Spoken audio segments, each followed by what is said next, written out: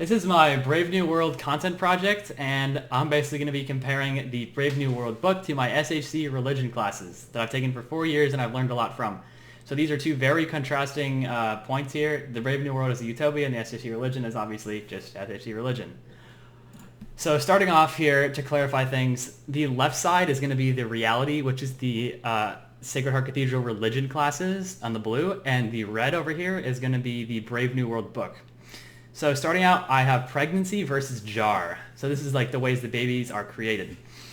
Normal babies in our time are created through male-female intercourse, as you can see in the picture. I'm not going to go into too much detail about that because it's pretty self-explanatory. In human sex class, we basically learn how children are born and how like the natural process happens and how male and female interact and bond and can create a child that way naturally. On the other hand, in the Brave New World, babies are created in the hatchery through genetic engineering and artificial intelligence and stuff like that.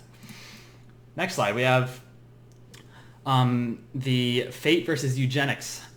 So typically parents today will just leave it up to fate, basically. They'll just have their children be whatever they are. They're going to come out as themselves, and they're not going to modify them in any way. Although in human sex, we did learn that there are possibilities that people can be genetically modified if there's like a specific disease they don't want, or like a certain eye color or something like that. But most people let fate decide.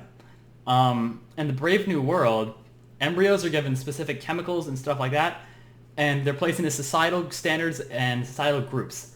And this, honestly, in my opinion, really affects the mental health of people like the deltas or epsilons that are like statistically like not as good as the alphas or betas.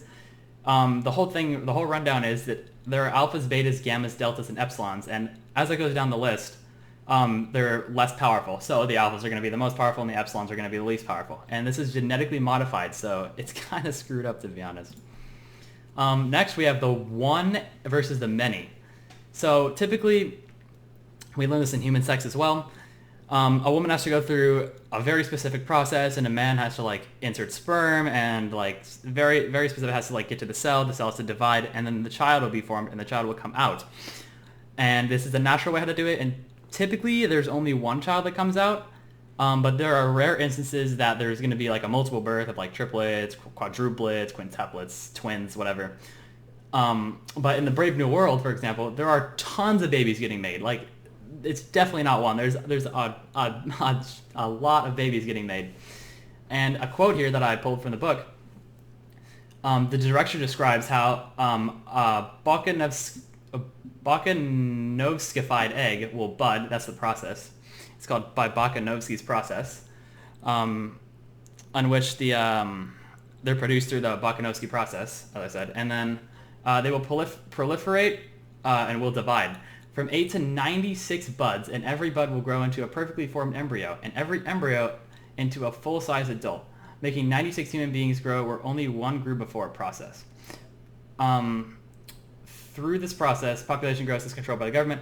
So basically, they have a very specific way of doing things, and they know what's happening. They know how many babies they want. They know exactly what like societal group they want them to be in, and it's very, very specific, very to the point. The government controls it all. Humans have no decide in anything.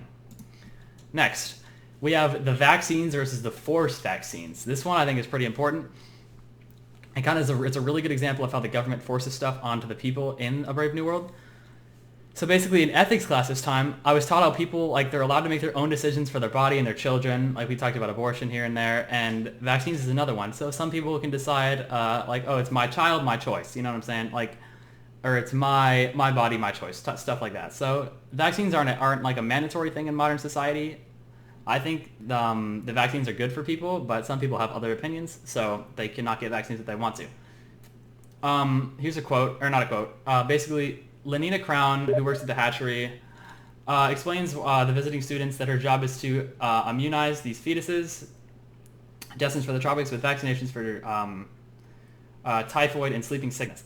So these vaccines are forced onto the kids and adults in A Brave New World for specific environmental scenarios, outcomes, and stuff like that. So they have no choice over whether they get them or not.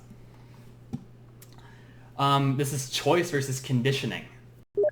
So basically in ethics class, again in ethics, I learned that they have the right to make their own choices and have freedom over their outcomes. So as you can see in the picture, there's like a bunch of kids who want to be different things in their life. We got an astronaut, a doctor, a firefighter, stuff like that. So they like their career paths. They can choose what they want to do with their life. A quote from the book for conditioning for the Brave New World is basically like they're forced into the specific career paths and they have no choice. So here it is.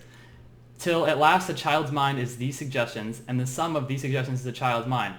And not the child's mind only, the adult's mind too. All life has long. The mind that judges and desires and decides made up of these suggestions, but all these suggestions are our suggestions. So it's kind of giving me like weird vibes there that they are getting forced into jobs they don't want or don't like, but they genetically like them, if that makes sense. Like they're forced to like them. So this is another important slide that the kids from the Brave New World and modern society are very different. In mindfulness class, I will learn that physical activity helps like your mind stay steady and peaceful. And I gave the example of playing soccer. There's like young kids here who are playing soccer. So in the Brave New World, and I have another quote here. It's just that this little boy seems rather reluctant to join in the ordinary erotic play. I noticed that it's only once or twice before, and now again today he started yelling just now.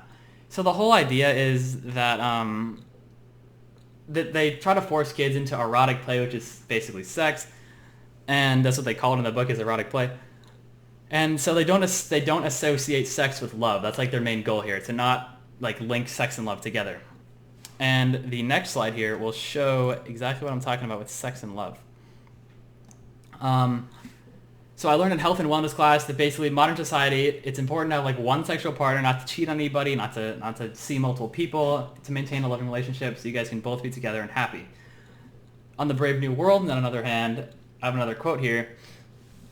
Going to the Feelies this evening, Henry. Feelies is like a weird like movie that you can hear, see, obviously, and you can like touch too. So like it's like sexual movies that you can feel or something. It's really strange. Inquire the insistent predestinator. I hear the new one at the Alhambra and is first rate.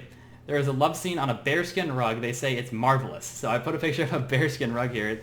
Like, so these guys are having sex on a bearskin rug. And every hair of the bear reproduced the most amazing tactile effects. So sex plays a very different role in modern society than it does in theirs. To them, like the motherhood and birth are considered vulgar. Sex is another like activity that people do as a diversion and is like initially separated from love. Simulated sex helps to like dehumanize the whole thing. So if they have sex a bunch of times, it doesn't really mean anything anymore. Like say if you're playing video games 24/7, like it doesn't mean anything anymore. You know what I'm saying? So they're trying to get sex to where it's like an activity, or it's like soccer, like I said in the last slide. Here we're moving on to parenting.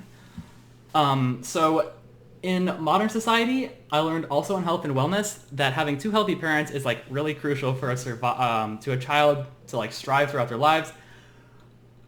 So you need like, it can be either a mom and a mom, a dad or a dad and a mom, whatever it is. They need to be two healthy and strong parents, and that's really, really crucial for a child to like strive and really, really get out there and be strong. In a Brave New World, for example, there are literally no parents, like at all. Like the children have to grow up on their own, and they grow up through the world state. So they're really on their own. They have really no guidance, which is really, really stressful on their mental health, because they need like a role model or like some guidance from parents, which everyone in reality hopefully should get. Next we have the emotions, because this is another really good comparison. You can see all these like pictures of emojis and emotions in reality and modern society, and also in health and wellness class, like expressing your emotions is important to your mental health, and it can keep you like stable and like safe, and it can help you in the long run to talk to other people about your emotions. And in the Brave New World, people are really just drones. They're just emotionless. They get it genetically engineered through environmental conditioning, that they just basically have no emotions. Like they're just one state throughout their entire life, and it can really affect their mental health, which you can see in some of the characters.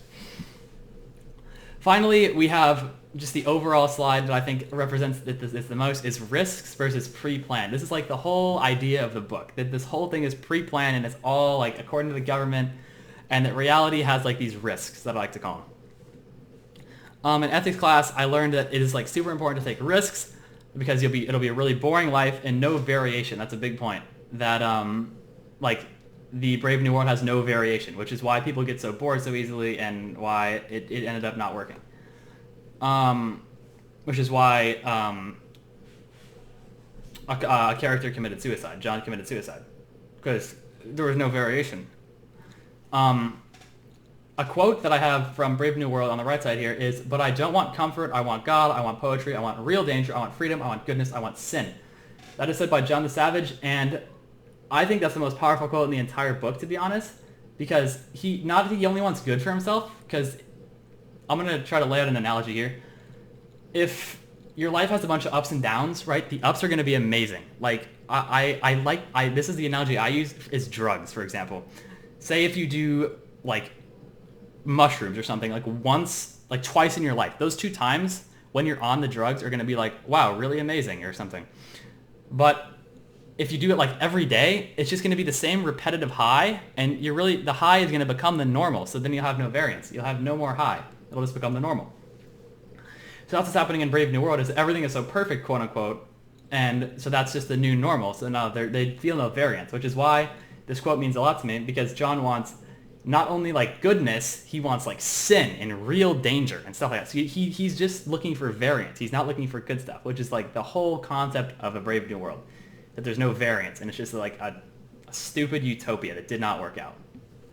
So yeah, that is my Brave New World content project, and I hope you enjoyed it.